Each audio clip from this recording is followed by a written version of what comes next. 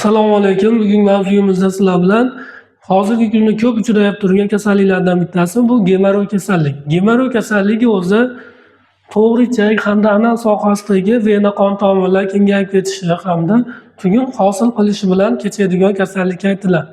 Endi bugungi mavzuyimizda sizlar bilan gemorroy kasalligini belgilari, sabablari hamda diagnostikasi, davolashi to'g'risida gaplashib ko'rib o'tib ketamiz.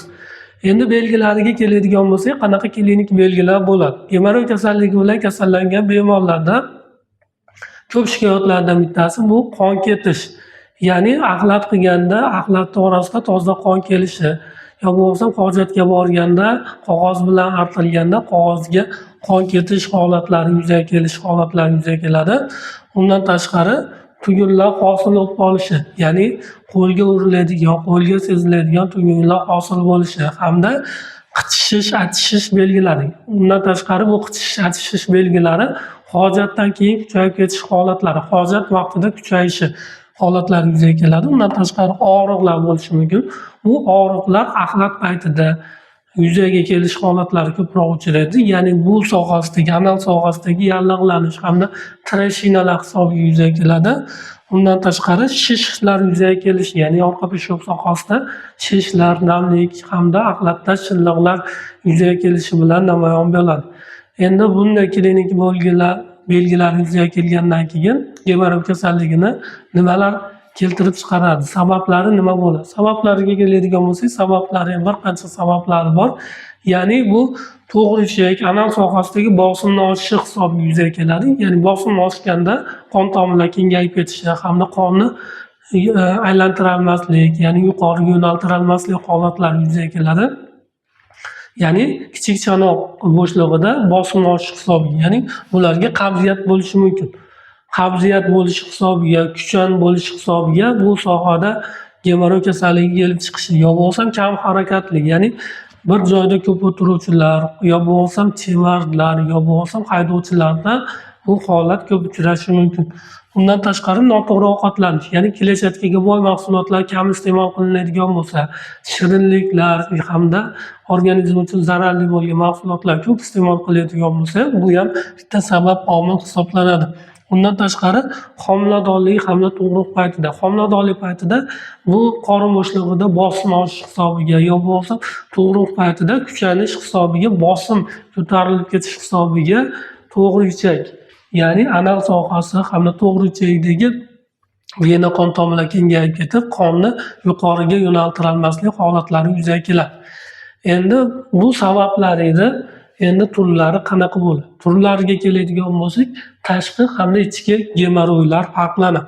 Ichki gemorroylar bu to'g'ri ichakda joylashgan gemorroylarga aytiladi. Tashqi gemorroylar bu anal sohasida joylashgan gemorroylarga aytiladi. Endi bu to'g'ri ichakda pastki qismi ham o'zi to'g'ri ichakda davomi hisoblanadi, lekin bu sohasi mana to'g'ri ichakda yuqori qismi 12-15 santimetr hamda pastki qismi bu anal sohasiga to'g'ri keladi, 3-4 santimetr qismini tashkil etadi.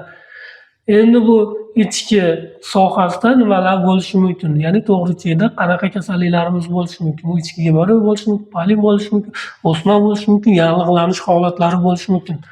Tashqi tomonda, ya'ni anal sohasida tashqi gemorroy joylashishi, trashinalar bo'lishi, oqma yaralar bo'lishi, sivish holatlari yuzaga kelishi mumkin. Endi ichki gemorroy degan o'z navbatida turlari bo'lib ketadi, darajalari bo'ladi. Birinchi darajasi, ikkinchi, uchinchi, to'rtinchi darajasi. Birinchi darajasida tugunimiz, hosilamiz ichki qismida joylashgan bo'ladi, tashqi qismiga chiqmagan bo'ladi. Ikkinchi darajasida ichki qismida joylashgan tugunimiz tashqariga chiqadi, hojat paytida mustaqil o'zi kirib ketadi, yana qaytadi. Uchinchi darajamizda hosil bo'lgan tugunimiz hojat vaqtida chiqadi, mexanik ta'sirlarsiz kirib ketmaydi, ya'ni qo'l bilan bosib kirgizish yo bo'lmasa qanaqadir mexanik ta'sirlar bermaslik, qilmaslik kirmaydi. To'rtinchi darajasida bu mexanik ta'sirlarsiz ham kirmaydigan holat darajalariga aytiladi. Endi bunday bo'lgan holatlarda biz qanaqa qilib diagnostika qo'yamiz? Diagnostika qo'yishimizda kolonoskopiya tekshiruvi yo bo'lmasam rektum endoskopiya tekshiruvi, endoskopiya tekshiruvlar orqali biz to'g'ri ichak, anal sohasi kasalliklariga diagnoz qo'yamiz. Albatta diagnoz aniq bo'lgandan keyin davolash og'irlik darajasiga qarab turib amalga oshiriladi. Davolash ham ikki xil. Dorilar bilan davolash hamda xirurgik davolash bo'ladi. Undan tashqari dorilarsiz ham davolash mumkin. Dorilarsiz davolashda rejim qilib hamda qabziyat bo'lmaslikka, harakatni ko'paytirishga, to'g'ri ovqatlanishga hamda rejim qilish orqali amalga oshiriladi.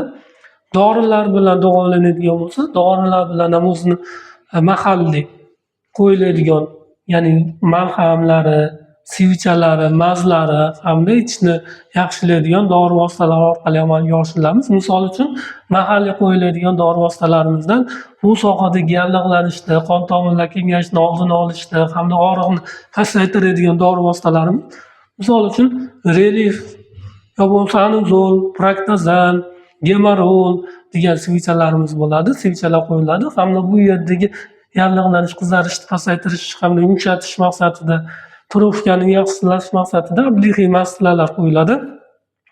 Undan tashqari, yallig'lanish jarayoni qo'shilgan bo'lsa, antibakterial ta'sir ko'rsatuvchi mazlardan Levamikol yo bo'lmasa Sintamisin, Vishnevskiy yo bo'lmasa Boropilus mazlari qo'yiladi. Og'riq kuchli bo'ladigan bo'lsa, og'riq qoldiruvchi dori vositalar beriladi. Agar bu yerda treshina, shunga o'xshagan holatlar bo'ladigan bo'lsa, yoriqlar bo'ladigan bo'lsa, ular uchun ham maxsus dori vositalar tavsiya etiladi. Endi bu gemorroy kasalligini oldini olish uchun biz nimalar qilishimiz kerak? Oldini olishimiz uchun kletchatkaga boy mahsulotlar iste'mol qilishimiz, harakatni ko'paytirishimiz, qabziyatni oldini olishimiz hamda to'g'ri turmush tarziga rioya qilishimiz kerak bo'ladi.